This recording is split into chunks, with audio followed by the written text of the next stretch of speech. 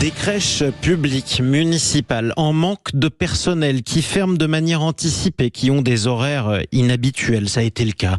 Ça a été chroniqué notamment il y a quelques mois à Marseille. Ça a été le cas à Lyon. C'est le cas dans toute la France en fin de compte. Les crèches publiques sont dans une situation épouvantable parce qu'elle n'arrive plus à recruter. Et c'est le cri d'alarme de notre invité.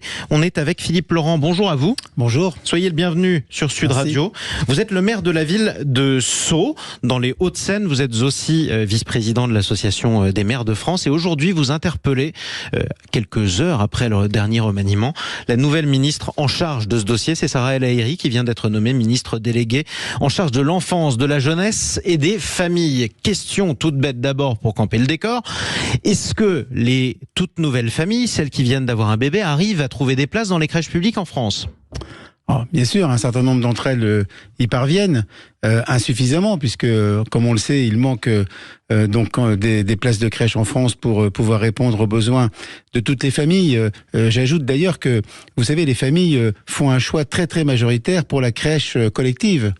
Ça n'était pas forcément le cas il y a une vingtaine d'années. Aujourd'hui, la crèche collective est plébiscitée parce que c'est vrai que la qualité de l'accueil dans les crèches collectives a beaucoup progressé grâce à la professionnalisation des agents. Alors, qu'est-ce que vous entendez d'ailleurs précisément par crèche collective ? C'est quoi la différence entre une crèche collective et une autre, pour ceux qui n'ont pas encore de bébé ?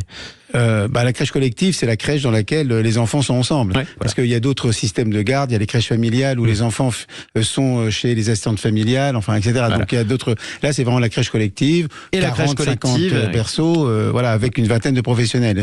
Voilà, ça c'est quand vous avez assez de personnel précisément. Voilà, 40 à 50 berceaux et 20 membres du personnel. Une vingtaine de personnes pour accueillir ces enfants. Sauf que si je parcours la presse, à Marseille, les crèches ferment en avance. Les horaires sont bizarres. À Lyon, c'est pareil, manque de personnel. Partout. Dans toutes les villes de France, y compris d'ailleurs dans la mienne, nous sommes amenés à parfois fermer des sections, par exemple la section des bébés ou la section des grands, en fonction de l'absence de personnel et de l'incapacité dans laquelle nous sommes de pouvoir recruter tout le personnel nécessaire. Parce que nous avons en effet des exigences sur la qualification de ce personnel. C'est la moindre des choses. Voilà, bien sûr. Qu'est-ce qui se passe ? En réalité, il y a deux phénomènes. Le premier phénomène, c'est la perte d'attractivité de l'ensemble de la fonction publique territoriale. Et donc, nous travaillons et nous parlons avec les ministres en charge de l'enfance, mais aussi avec le ministre de la fonction publique, Stanislas Guerini, qui vient d'être reconduit.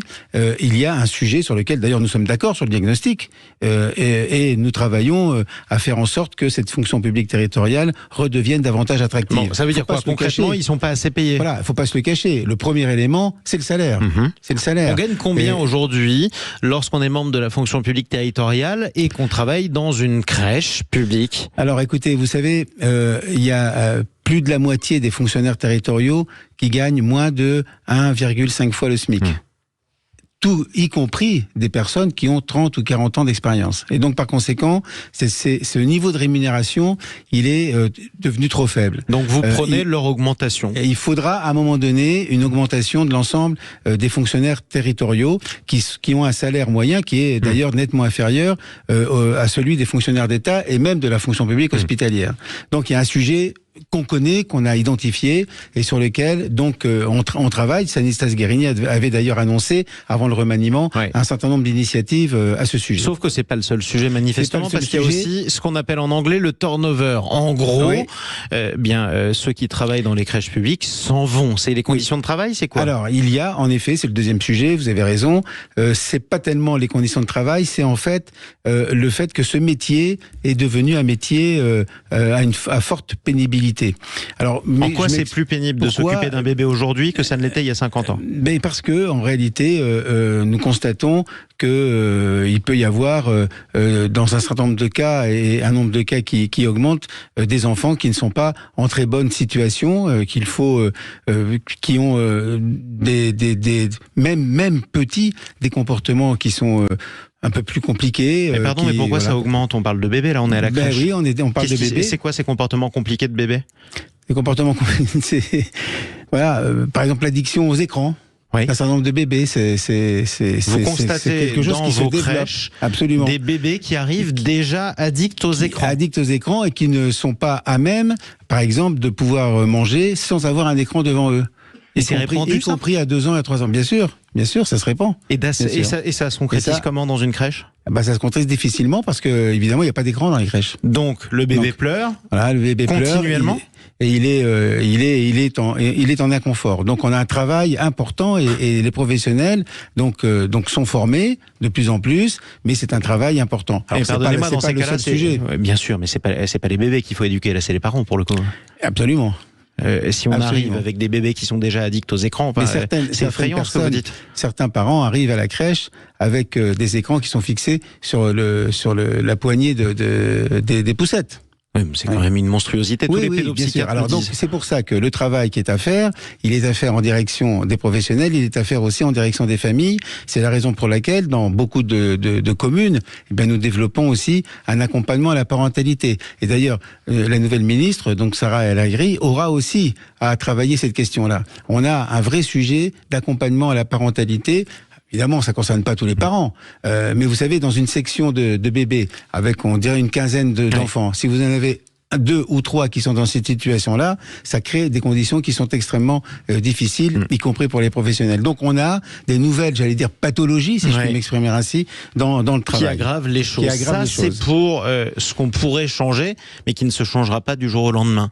Maintenant, qu'est-ce que le maire que vous êtes dit aux parents qui voient que finalement la crèche dont ils pensaient pouvoir profiter, finalement, va fermer parce qu'il n'y a pas assez de personnel? Comment ils se débrouillent? Écoutez, ça nous déchire le cœur parce que nous sommes tous attachés à la continuité du service public et que nous sommes dans cette situation-là démunis. Et je dois dire que d'ailleurs beaucoup de parents sont très compréhensifs par rapport à cette situation-là parce que nous les rencontrons, nous les réunissons et nous leur expliquons aussi dans quelle situation nous sommes. Et un certain nombre d'entre eux le comprennent. Quelques-uns évidemment ne le comprennent pas et sont mécontents, ce qui aggrave encore la difficulté parfois de relations que certains professionnels peuvent avoir avec quelques familles. Donc cette situation-là, elle est à la fois, elle est plurifonctionnelle, il y a des causes multiples, et pour la résoudre, on ne peut que travailler de manière extrêmement étroite avec, d'une part, le gouvernement, naturellement, parce qu'un certain nombre d'initiatives doivent être prises. Là, il y a la rémunération, les conditions de travail, c'est notre affaire. Je pense que les maires et leurs équipes font des efforts considérables pour améliorer les conditions d'accueil des enfants dans les bâtiments, qui sont en général de bonne qualité. Voilà, donc on a un travail à faire là-dessus. La situation, elle est tendue et elle n'est pas acceptable dans le cadre du service public. Et en un mot, si vous deviez interpeller les 2 nouveaux ministres en charge d'une part de la fonction publique, d'autre part de l'enfance et des familles, Sarah El Haïry et Stanislas Guerini, vous leur diriez? Travaillons ensemble rapidement. Eh bien, écoutez, le micro leur est ouvert pour vous répondre. En tout cas, dans le Grand Matin Week-end sur Sud Radio. Merci Philippe Laurent, maire de la ville de Sceaux. C'est dans les Hauts-de-Seine. Je rappelle que vous êtes par ailleurs vice-président de l'association des maires de France. Il est 8h.